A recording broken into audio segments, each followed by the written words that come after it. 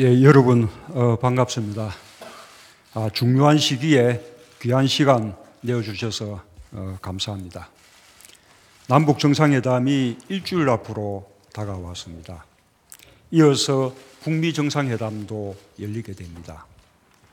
누구보다도 국제 정세의 밝은 곳이 언론이지만 여기 계신 분 가운데 지금의 상황을 예상하신 분은 아마도 거의 없을 것입니다.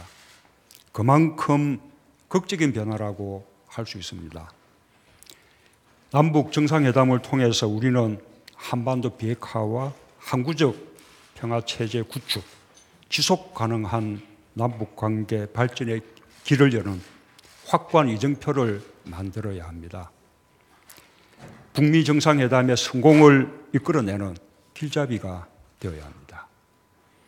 65년 동안 끌어온 정전체제를 끝내고 종전선언을 거쳐 평화협정의 체결로 나아가야 합니다. 한반도의 미래를 결정하게 될 이런 국가 중대사를 앞두고 대한민국 공론의 장을 이끄는 언론사 대표 여러분에게 도움이 되는 말씀들을 청하고자 이렇게 모셨습니다. 되돌아보면 불과 몇 달 전만 해도 한반도의 군사적 긴장이 극도로 고조가 되어 전쟁의 그림자가 어른거렸습니다. 대다수 국내외 언론은 북한이 결코 핵을 포기하지 않을 것이고 핵 보유국 지위를 인정받아 미국과 맞서려 한다고 예측을 했습니다. 심지어 북한의 평창 동계올림픽 참가로 남북 간의 대화가 시작된 후에도 올림픽이 끝나고 4월 한미 군사훈련이 시작되면 남북관계가 다시 파탄날 것이라는 4월 위기설이 국민들을 불안하게 했습니다. 어쩌면 상황이 그렇게 흘러갔을지도 모릅니다. 그러나 흘러가는 정세에 우리 운명을 맡기지 않고 우리가 주도적으로 원하는 상황을 만들어내려는 의지와 노력이 상황을 반전시켰습니다. 작년 7월 저의 베를린 선언을 두고도 꿈같은 이야기라고 평하는 사람들이 많았지만 그 꿈이 지금 현실로 다가오고 있습니다. 대담한 상상력과 전략이 판을 바꾸고 오늘의 상황을 만들어낼 수 있었습니다. 지금 북한은 국제사회의 완전한 비핵화의 의지를 표명하고 있습니다. 또한 우리에게 적극적인 대화 의지를 보여주고 있습니다.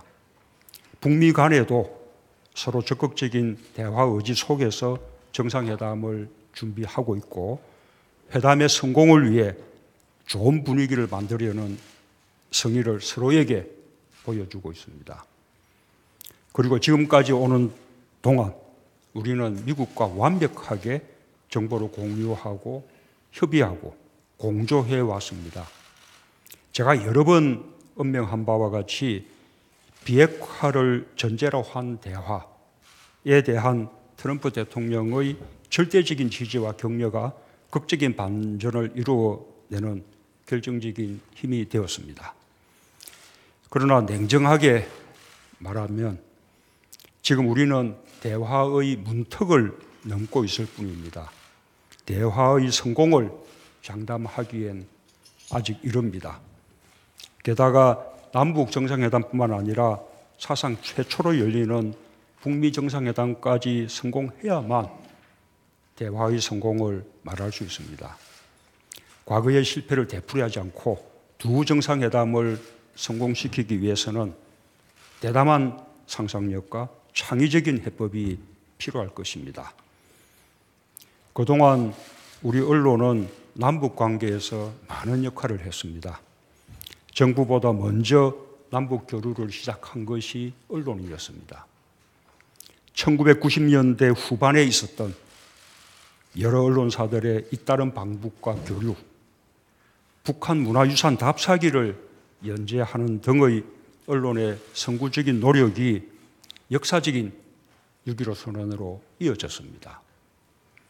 6.15 선언 후인 2000년 8월에는 언론사 사장단 46분이 북한을 방문해 북측과 함께 남북 언론기관들의 공동 합의문을 발표하기도 했습니다.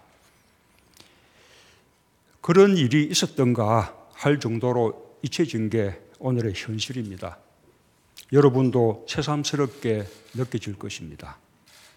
언론이 먼저 지난날처럼 국론을 모으고 한반도 평화의 길잡이가 되어줄 때 두 정상회담의 성공은 물론 한반도의 완전한 비핵화와 항구적 평화 정착이 더 빨리 다가오리라고 생각합니다.